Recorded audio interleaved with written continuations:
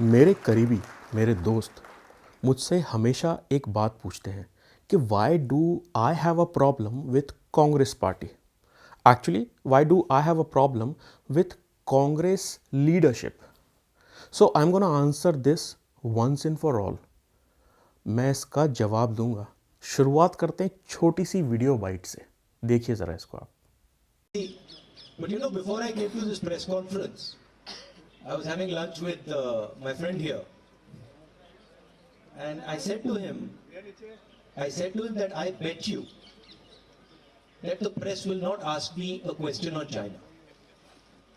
I said मैं आपसे शर्त लगा लेता हूँ कि प्रेस वाले आज सब सवाल पूछेंगे, आगे पीछे दाएं बाएं, यात्रा, सचिन पायलट, अशोक गहलोत, सब पूछेंगे। मगर चाइना के बारे में एक सवाल नहीं पूछा जाएगा। जिन्होंने 2000 स्क्वायर किलोमीटर हिंदुस्तान का उठा लिया, जिन्होंने हिंदुस्तान के 20 जवानों को शहीद किया, जो हमारे जवानों को अरुणाचल प्रदेश में पीट रहे हैं, मैंने कहा हिंदुस्तान की प्रेस मुझसे इनके बारे में एक सवाल नहीं पूछेगी। सच था। देखा आपने, ऐसा कौन सा देश होगा जो अपनी ही सेना के बारे में, अपनी ही आर्मी के बारे में ऐसा बोलता है। रावण में 100 बुराइयां थीं, लेकिन उसने कभी भी अपनी सेना की क्षमता पर शक नहीं किया। अरे ये तो भाई पाकिस्तानियों से और चीनियों से भी आगे निकल गए। पाकिस्तानी और चीनी भले ही कुछ भी करते रहें, लेकिन कभी भी वो अपनी सेना के बारे में ऐसा नहीं बोलते हैं। आपसे अच्छे तो पाकिस्तानी और चीनी हैं, जो भले ही दूसरे देशों की बुराई करते रहते हैं विदाउट एनी लॉजिकल रीजंस, लेकिन कभी अपनी सेना के ऊपर शक नहीं करते और कभी अपनी सेना का मनोबल नहीं गिराते। इसके लिए हम ये इटालियन पुत्र से ये कहना चाहेंगे कि आप जो यात्रा कर रहे हैं ना, उसके 100 दिन पूरे हो गए और आपने 500, 1000, 2000 किलोमीटर की जो जर्नी पूरी कर ली है अभी तक, उसको आप 0 से मल्टीप्लाई कर दीजिए, क्योंकि सब बर्बाद हो चुका है आपके इस बयान के बाद। पता नहीं क्या सोचकर हिमाचल प्रदेश ने कांग्रेस को वोट देकर कांग्रेस को जिता दिया। जितने भी कांग्रेस वाले हैं ना, कांग्रेस के चाहने वाले, उनसे मैं ये कहना चाहूँगा अभी कि भाई देखो, ऐसा है, देख लो अपने आने वाले पीएम के चेहरे को। इन्हीं को पीएम बनाना चाहते हैं ना आप। हाँ? आपकी सेना कुछ नहीं कर पाएगी, किसी से कुछ नहीं बचा पाएगी, लेकिन ये इटालियन पुत्र ज़रूर बचा लेगा। और बगल में बैठे वो जो भोले भाले चचा हैं, वो देखो कैसे मुस्कुरा रहे हैं। हाँ? चाणक्य की वो बात याद आ गई कि विदेशी महिला से उत्पन्न हुआ पुत्र कभी भी देशभक्त नहीं हो सकता।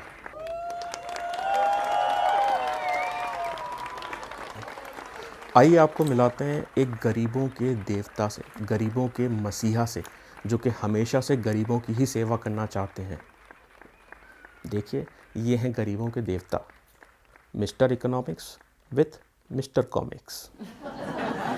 जोक्स अपार्ट, रघुराम राजन, जो कि पुराने आरबीआई के गवर्नर हैं, वो पिछले 8 साल से सिर्फ यही कह रहे हैं कि जो भारत की नीति है, जो भारत की इकोनॉमिक नीति है, वो बेकार है। और जो भारत की जो इकोनॉमिक्स है, वो हमेशा, जो इकोनॉमी है वो खतरे में है।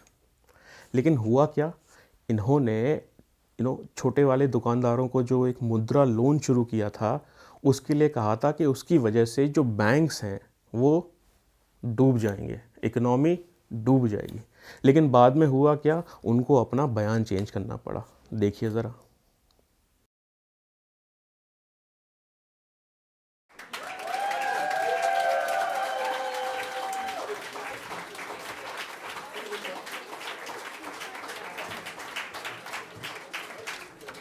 अंग्रेज़ी में कहते हैं कि birds of the same feather flocks together.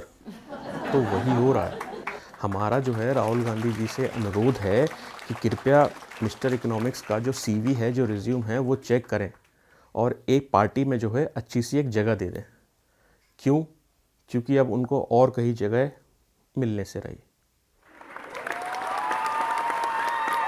Pakistan की एक मिनिस्टर शाजिया मरी ने कहा है, एक्चुअली कहा क्या, उन्होंने भारत को, इंडिया को धमकाया है। उन्होंने कहा है कि भारत सुधर जाओ, वरना पाकिस्तान जो है वो तुम्हारे ऊपर न्यूक्लियर अटैक कर देगा। समझ रहे हैं आप? तो इसलिए सबसे पहले तो हम ये कहेंगे कि बाप डर गए हम, मैडम बहुत डर गए हैं हम लोग, आंटी जी बहुत डर गए हैं, माफ़ कर दीजिए, हम लोग बहुत डर लग रहा है अंदर से। तो इसलिए हम ये कहेंगे कि मैडम आप क्या सोच रही हैं, जब आप न्यूक्लियर अटैक अगर भारत के ऊपर करेंगी तो आपका मुल्क बच पाएगा? उसी न्यूक्लियर अटैक में आपके मुल्क के छितरा छितरा हो जाए हैं। और इसलिए हम ये भी कहेंगे कि आपके लिए हमें कोई बड़े बॉम्ब की ज़रूरत नहीं है, आपके लिए तो हमारा सुतली बॉम्ब ही काफ़ी है।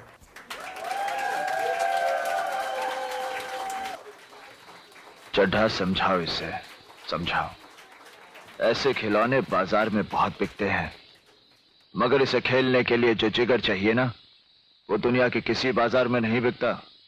मर्द उसे लेकर पैदा होता है। और इसके लिए हम ये भी कहेंगे कि आपकी सेना की हालत और आपकी गवर्नमेंट की हालत कैसी है, ये मैं इस वीडियो से आपको जवाब देना चाहूँगा। ये वीडियो बाइट देखिए। और अभिनंदन की क्या बात करते हैं। मुझे याद है शाह महमूद कुरैशी साहब उस मीटिंग में थे जिसमें प्राइम मिनिस्टर साहब ने आने से इनकार कर दिया और चीफ ऑफ आर्मी स्टाफ तशरीफ लाए। पैर कांप रहे थे, पसीने माथे पे थे और हमसे शाह महमूद साहब ने कहा, फॉरेन मिनिस्टर साहब ने, कि खुदा का वास्ता है अब इसको वापस जाने दें, क्योंकि 9 बजे रात को हिंदुस्तान पाकिस्तान पे अटैक कर रहा है। जाते जाते आपको बता दें कि हमारे भारत में बॉयकॉट वाला जो त्यौहार है वो फिर से शुरू हो गया है। इस बार बारी है शाहरुख खान की नई आने वाली फिल्म पठान का। तो भाई बॉयकॉट गैंग ने ये कहा है कि पठान के एक गाने में जो है भगवा रंग का अपमान हुआ है। मतलब आप समझ रहे हैं, भगवा रंग का अपमान हुआ है। किसी एक्ट्रेस ने वो भगवा रंग के कपड़े पहने और वो डांस कर रही है, तो भगवा रंग का अपमान हुआ है। तो इसके लिए सबसे पहले हम ये पूछना चाहेंगे कि भाई भगवा रंग का अपमान हुआ है इसलिए बॉयकॉट कर रहे हैं, या फिर मूवी का नाम पठान है और एक्टर का नाम शाहरुख खान है इसलिए बॉयकॉट कर रहे हैं? सोच कर ज़रूर बताइएगा कमेंट में।